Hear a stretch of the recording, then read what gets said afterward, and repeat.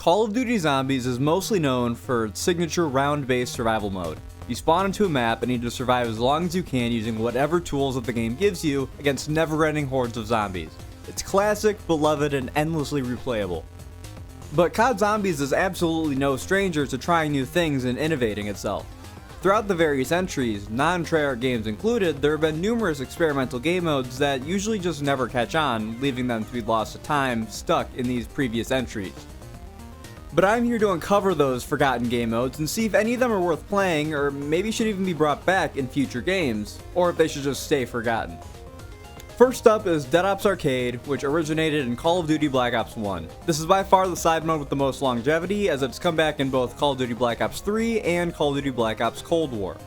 Dead Ops Arcade is a retro-style top-down twin-stick shooter. You can play it with up to 4 people, and the gameplay pretty much stays the same throughout all 3 of the entries. In Dead Ops Arcade, you have to traverse a map full of diverse locations in order to stop a member of the Silverback gorilla family. In the original Dead Ops Arcade, it's the Cosmic Silverback that you're fighting. Dead Ops Arcade 2 has you fighting the Cosmic Silverback's brother, the Cyber Silverback, and then the third game has you fighting their mother, the Mamaback. I'd assume that if they make a Dead Ops Arcade 4, you'd probably be fighting the patriarch of the family. The gameplay is very simple. You move with the left stick and you shoot with the right, and you can collect power-ups, vehicles, weapons, and treasure to boost your score and your killing potential. But with it being a more retro-style arcadey game, if you get hit once, you immediately die, but you do start with a couple extra lives, and you can always earn more through playing. There's also just a ton of different enemy types across each of these games, and I don't want to waste time by just listing through all of them because it would get pretty redundant after a little while, but I think the one that is cool and worth highlighting is the Engineer. The Engineer was an unused boss zombie who was originally intended to be used in the scrapped Call of Duty World at War DLC 4 Zombies map, Coast. Coast would end up being reused and turned into Call of the Dead. The Engineers get reutilized as a boss enemy in Dead Ops Arcade, and I think it's really cool to see them bring back this important, well, not really important, but this piece of zombies history that otherwise would probably be completely unknown to most people.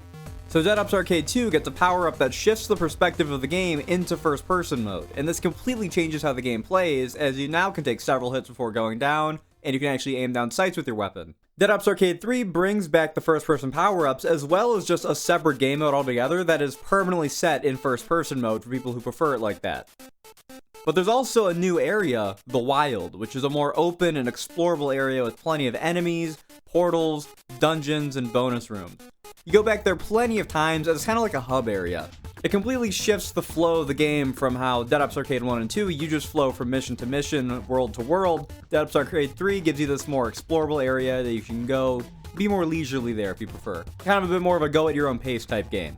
Aside from those gameplay additions, the games are pretty much exactly the same from iteration to iteration, aside from, of course, just being in the different games' engines with different models and weapons, etc.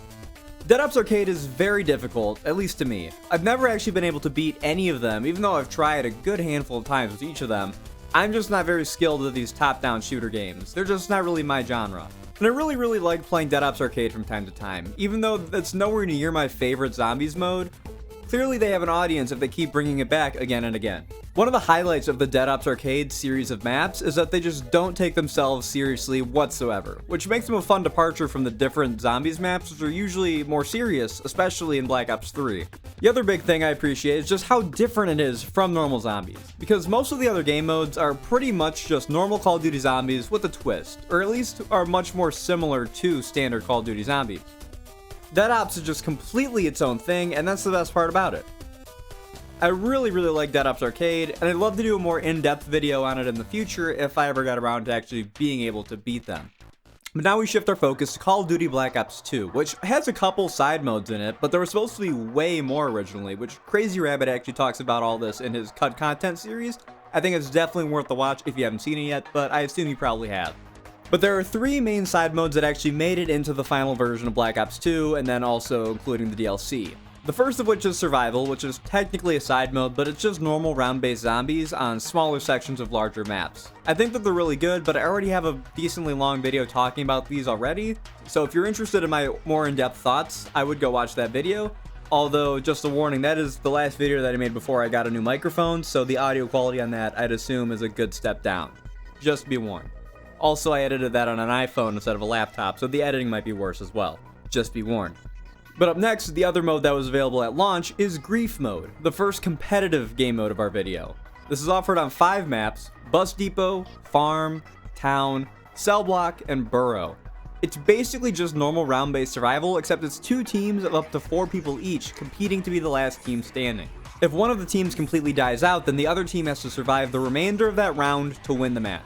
The teams are usually just the CIA versus the CDC, which are usually the 2 groups of characters on the maps that don't have set crews in Black Ops 2, like the survival maps. But on Cell Block, it's the guards versus the prisoners, which helps to fit the theme of the map better, with it being set in Alcatraz's Cell Block and whatnot. And I freaking love Grief, and I think it's very, very criminally underrated. You can't actually damage your opponents, so you have to try and get the zombies to kill them. You need the zombies to kill them. That's the only way that you can kill them. It's also worth noting that power-ups will only affect your team. So, for example, if the CIA team gets a double points and an insta-kill, then the CDC team won't get any of those effects. There are several ways you can try and sabotage your opponents, and it's basically just a game mode where you need to get good at trolling other players. Firstly, there are some simple trolls that would work even in normal zombies. Like if someone from the other team goes down, you can simply body block their teammates to keep them from reviving them. You can do the same as well if they're training and trying to go through a doorway, like let's say they're trying to get into the bar on Town or the bank. Just stand in the doorway they can't get through, hope that their train catches up to them and knocks them down. But you can also take this up a notch by directly attacking the players on the other team, which you can't do damage, but if you knife or shoot players on the other team, they'll be slowed down and their vision will be blurred, which is especially important as you can interrupt somebody's revive by attacking them, making their teammate bleed out. But there's also an exclusive power-up to Grief Mode, the Meat. This acts basically like a monkey bomb. Once the meat drops from a zombie, you can go pick it up, and you'll hold it in your hands like a weapon. You can then throw the meat, and all the zombies on the map will be attracted to whatever you hit with it. This includes other players, and you can use the meat to overwhelm somebody and make them go down. And different maps allow for different ways to sabotage the other team. Like the green run maps have EMPs on them, which are perfect for a mode like this, as you can take away somebody's mystery box hit, make them lose their gun if it's in the pack-a-punch, and you can even just straight up disable perks on the map. But that's kind of a double-edged sword, as you'll disable the perks for your team as well, but it adds some strategy to the mode. Cell Block is the narrowest of all these areas. It's the most CQC oriented map, just because, it's the only one that's completely set indoors. And so there's a lot of areas where you can easily body block someone they can't get through, like walkways and doorways and hallways. So if someone goes down in, say, the warden's office, you can easily block that area off and they'll die out. But Cell Block also has Brutus, whose main gimmick is locking down parts of the map and features of the map. So you could theoretically strategically lead him around the map to lock certain perks down to make them harder for the other team to acquire. Cell Block is also the only map in Black Ops 2 to feature a physical PhD flopper machine, as well as the fact that it straight up just does not have Juggernog on it. The lack of Juggernog combined with, again, the very cramped CQC nature of the map makes it easily the hardest Grief map in the game. And then Burrow has all of the buried buildables. So all it takes is a very cleverly positioned head chopper and wham, you've knocked down one of the enemies without even needing to get your own hands dirty. But I think that one of the best parts about Grief is that you don't have to play it like this at all if you don't want to. If you want, you can use Grief to play a totally legitimate 8-man game of zombies. And sure, there's not very many maps and they're all on the smaller side, but it's still a ton of fun. I love Grief a ton, and I think it's really sad that it's pretty much impossible to find a public match of it, no matter what day of the week or what time of day you try to play it. It doesn't matter, no one's playing Grief anymore. I really wish we could see Grief return someday, and apparently there's been some leaks that it's planned to return in Black Ops 6 as a game mode. I don't know how credible those are, but, maybe keep your hopes up for that, maybe not, I don't know. Again, the odds of the game mode returning get lower with each subsequent game, so at this point, I don't really know. If it does come back though, I'll be very happy. And lastly for Black Ops 2 is Turn. This is the side mode that isn't even available in the base game. You need to buy either DLC 1 or DLC 3 to play it. And the only 2 maps that are available for Turned are Diner and Green Run, and then Burrow, the buried map. Turned is a very simple game mode. You play it with up to 4 people, and you all spawn in as zombies, and somewhere on the map, a cure will spawn in, which is represented by a red perk bottle power-up. The zombie who reaches it first will become the human, and then a 6-minute timer will start until the round ends. Turned is a simple game mode to see who can get the highest score. A human gets points for being alive, and if a zombie kills them, then that zombie becomes the new human. Whoever's human at the end of the round also gets a point bonus, and whoever has the most points at the end of the round wins. And there are power-ups for both the humans and the zombies. Human nukes will kill all the zombies, while zombie nukes will kill the human and make whatever zombie grabs the nuke become the new human. Human max ammos work like they normally do, refilling their ammo capacity or their ammo reserve, while zombie max ammos empty the human's magazine, making them vulnerable while they have to reload their weapon. Human double points double the points that the human makes, while the zombie double points double the zombie health. And lastly, not counting the cure power-up when the game starts, is the monkey bomb. If the human throws it, it'll make them invisible, which normally they can be seen through walls by the zombies as a glowing red silhouette, and it will spawn in a fake decoy on top of the monkey bomb. And if you're playing turned in custom games, which this doesn't work in public matches, but in custom games, there's also 2 settings you can pick from which affect the weapons that the human gets. The main traditional way is reverse gun game, which acts like a normal gun game where you swap weapons every time you get a kill, but the challenge comes from the fact that the weapons get worse as you go along. So you start with shotguns, then ARs/SMGs, and then you end up with an M1911. But when playing in custom games, you can switch the weapon selection to shotgun, which just gives the player a permanent Olympia and 1911 instead of the normal gun game rotation. Turned is a very underbaked game mode. It's fun for a couple matches, but it really lacks replay value. Once you've won a match of it on each map, there's really no reason to go back. It also doesn't help that this is just the game mode with the least number of players in general in Black Ops 2. Like, literally nobody wants to play this. And there's really 2 big reasons for this. First is just the lack of map variety. 2 maps isn't enough maps to make a game replayable, especially a 3v1 game like this. Or maybe it's 1v1v1v1 since everyone's competing for scores, but you know what I mean. You learn very quickly where the best spots to sit and camp are on each map, so the matches get very repetitive. The second, and almost definitely biggest reason, is that the mode is just locked behind DLC, which immediately cuts down the potential number of players immensely. I think it's safe to say that most people who still regularly play Black Ops 2, like myself, own at least some, if not all of the DLC, but that just wasn't the case back in the day. If there was even just one turn map included on the disc, on Bus Depot or Farm, or even if they just included Diner on disc, that would let people try the mode out and have a bit of a steadier player base long term. But Turned is fine. It's fun with a group of friends, and I think it's a decent experiment overall, but it's not something I need to see come back. I'm fine with it remaining just something that Treyarch tried once and didn't do again, although apparently in the same leaked tweet or whatever it was that mentioned that Grief might be coming back, they said that Turned might be coming back, so who knows. Exo Zombies from Advanced Warfare doesn't have any special side modes outside of just, the survival game mode in and of itself, and Black Ops 3 has Dead Ops Arcade 2, which I already talked about briefly, and then Nightmares, which is a whole zombies-themed campaign, but that's a big enough rabbit hole that it warrants its own video. But now we come to Infinite Warfare Zombies, which offers players Boss Battle Mode. This is a mode that's very simple in concept. It lets you fight any of the different bosses from the different Infinite Warfare Zombies maps, DLC included if you own them, whenever you want. You can fight the aliens, the Super Slasher, the Rat King, Krogzilla, the Cryptid Onslaught, and Mephistopheles. You spawn in the Afterlife arcade with 20,000 points to spend, and you can use them to buy whatever perks or weapons you want, all laid out for you in the arcade as long as you make it fit your budget, and obviously the wonder weapons are only available on whatever map they originally were on, so you can't get like the Spaceland blasters on Rave. When you do begin the boss fight, you get a timer tracking how long you take, so there's a competitive aspect as well where you can fight for the best time you can possibly get with scoreboards and leaderboards and whatnot. This is just a genius idea for a game mode, and I'm shocked that there's never been anything else like it after this point, especially as boss fights and zombies get more and more fleshed out as each game goes on. You would just think that there would be a mode in other games to fight these bosses without needing to do the whole Easter egg quest. But if I had to pick just one game to have a mode like this, I think Infinite Warfare is probably the best fit anyways. Because for as polarizing as a game as Infinite Warfare Zombies is, I think that the one thing that most people can agree upon is that it has some really, really good boss fights. Arguably, it has some of the best boss fights in the whole series. So the mode is a blast. The 20,000 points that you get is actually very tight of a budget. It basically gives you just enough to set yourself up, but not so much that you can make yourself into a completely unstoppable machine.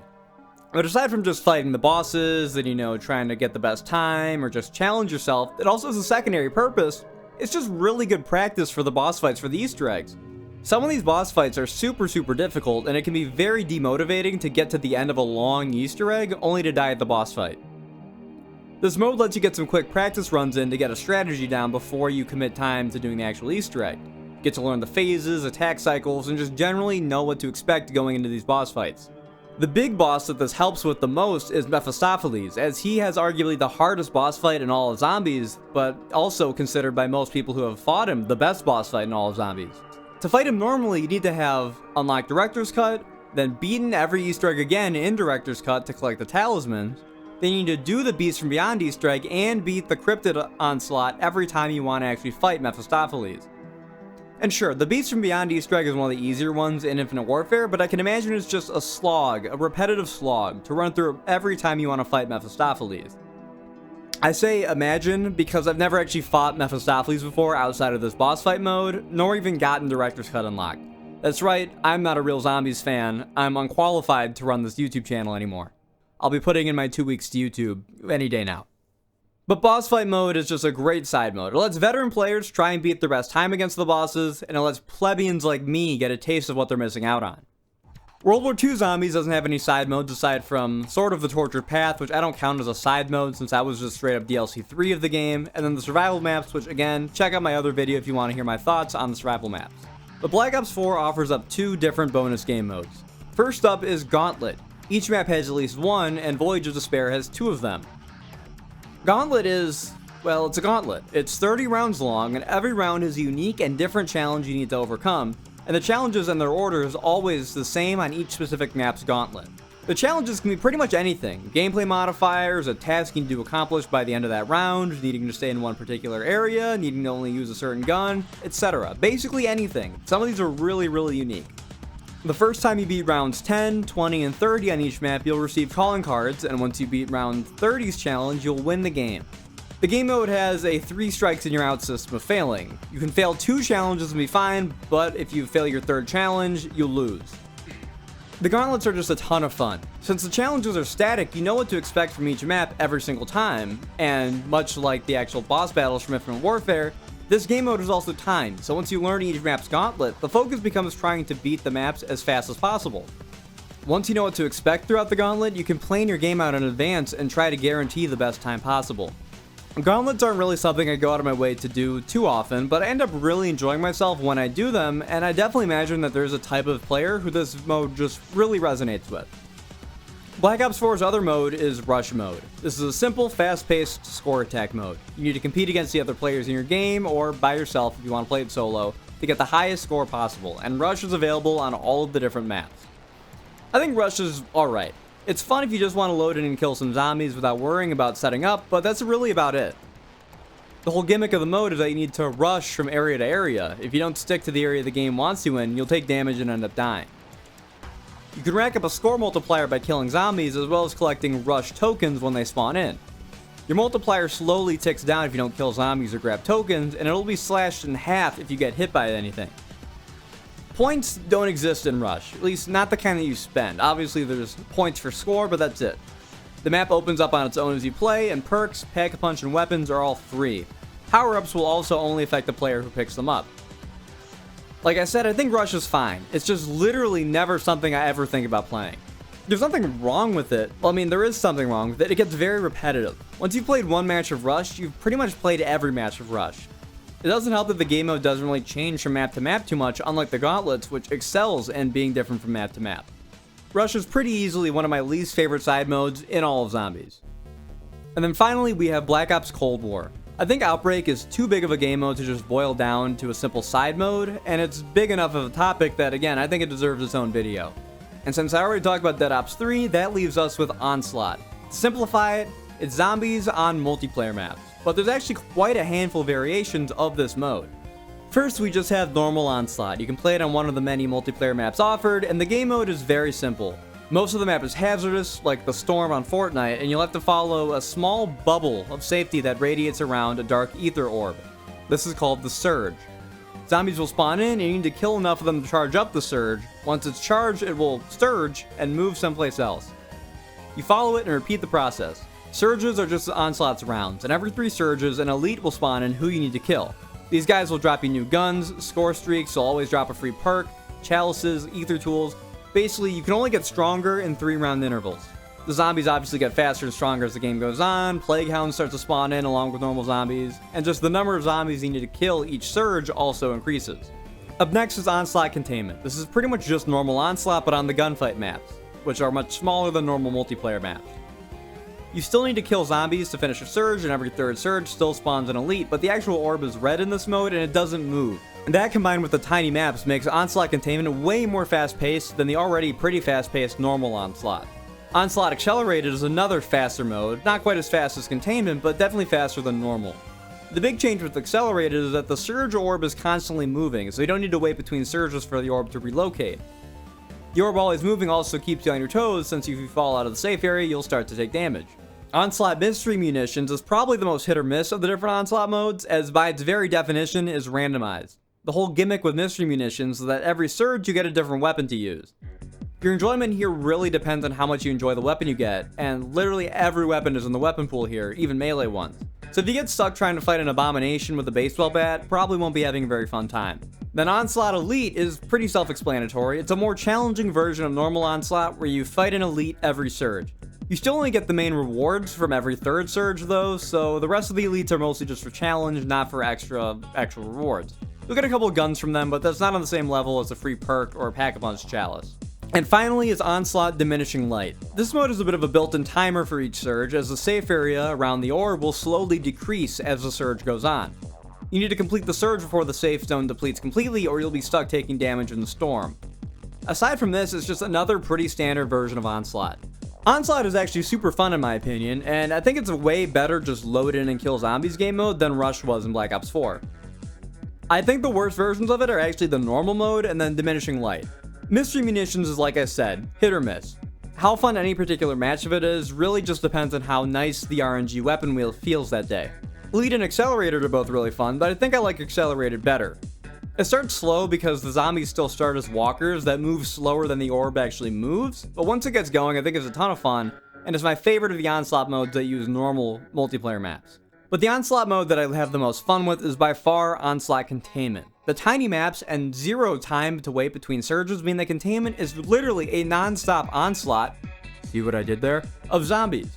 When it comes to modes for just loading to kill zombies for a few minutes without really doing any setup, I think Outbreak Containment might be my favorite one in the whole series. And the final side mode is Cranked 2 Time to Crank from Cold War. This is a zombies version of Cranked from multiplayer. And no, it's not a mode about cranking your hog. The whole gimmick of Cranked as a game mode is that when you kill an enemy, you become cranked, which increases the speed of your movement, reloads, and aim down sight.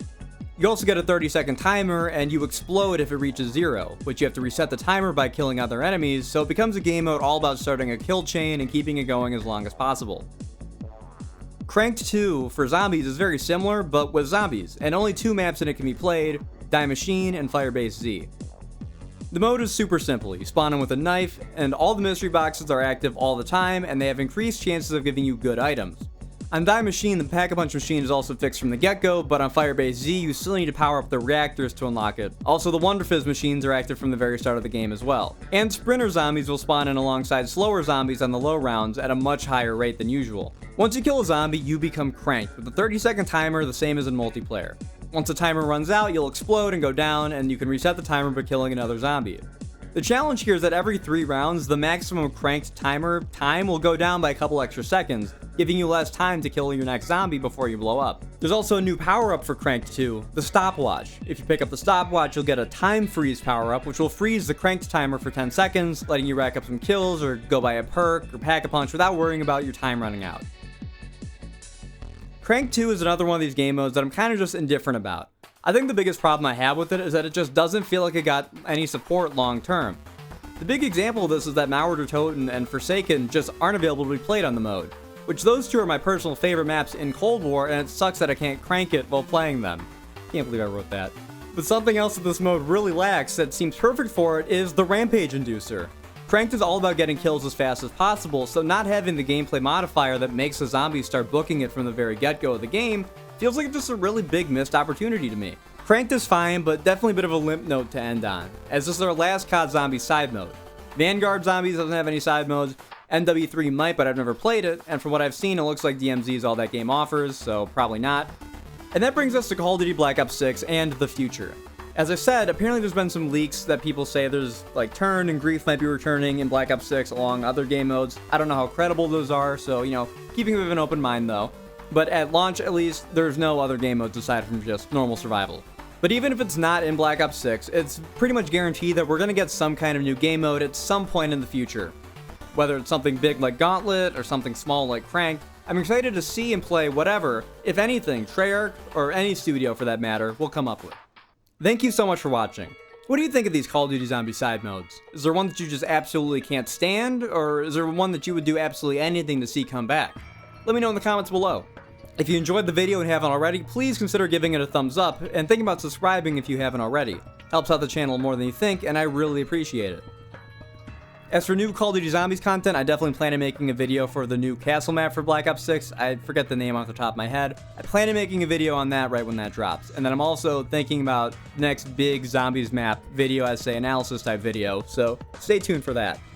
And then obviously I'm also still working on the Naruto video series. I don't know if this video will come out after the second video for that or before, because I've got these voiceovers recorded at the same time and the videos aren't done yet. So I don't know which will come out first, but I'm still working on the Naruto video series. Big thing with that is I just spent the last couple days straight getting the whole series converted from a DVD to MP4. That took way longer than I expected it to, but now that it's done, I have all the footage from the show, period, to use in my videos, which will make making those videos way easier. But enough yapping, that's all for today. As always, peace out and God bless, and I'll catch you next time. Yeah, cause I got it like that. Flow so smooth like I got it on tap. Yeah, and I'ma say it be a good night while I'm on my Yingling, while I'm drinking Bud Light. Can you get it when you miss me?